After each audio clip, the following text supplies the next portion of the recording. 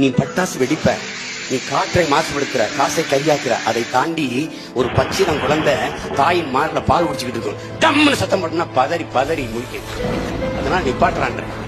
அங்க ஒரு தாத்தா மாடி, அங்க ஒரு தாத்தா இதய நோயில படுத்திருப்பாரு, டம்மு டம்னு போட்டா அதிர்ச்சியில இறந்துருவாரு. நீ பாக்குற, நீ பறவைகள் வச்சு வளர்த்து பாரு. என் வீட்டுக்கு வந்து பாரு, தீபாவளி நேரத்துல என் வீட்டுல இருக்கிற பிள்ளைகளை அம்மாவை காலை சுத்தி சுத்தி வர்றதை நீ பாரு. வாத்து, கோழி, புறா, பூனை எல்லாம் நான் வளர்க்குறேன் இல்லையா, இந்த சிட்டுகள் இந்த இதெல்லாம் பறவை வளர்க்குறேன்ல, என்ன பாடுபடுதுன்னு பாரு. நீ டம்னு போட்டோம்னா அவங்க அம்மாவை சுத்தி அம்மா ஒண்ணுடா பேசாம இருக்கா, பேசாம இந்த 2 நாளை கடக்க நாங்க படுற பாடு பெரும்பாடுபடுவோம் நாங்க. அப்ப உனக்கு அதுல என்ன கொண்டாட்டம் இருக்கு? என்ன கொண்டாட்டம்? இந்த பட்டாசுக்கு எதிராக பட்டாசு தொழில் ஏதாவது நீங்க பேசுவீங்க. மாற்று தொழிலை கொடுறா அவனுக்கு. நான் வந்தேன்னா வேற வேலை கொடுக்க போறேன்,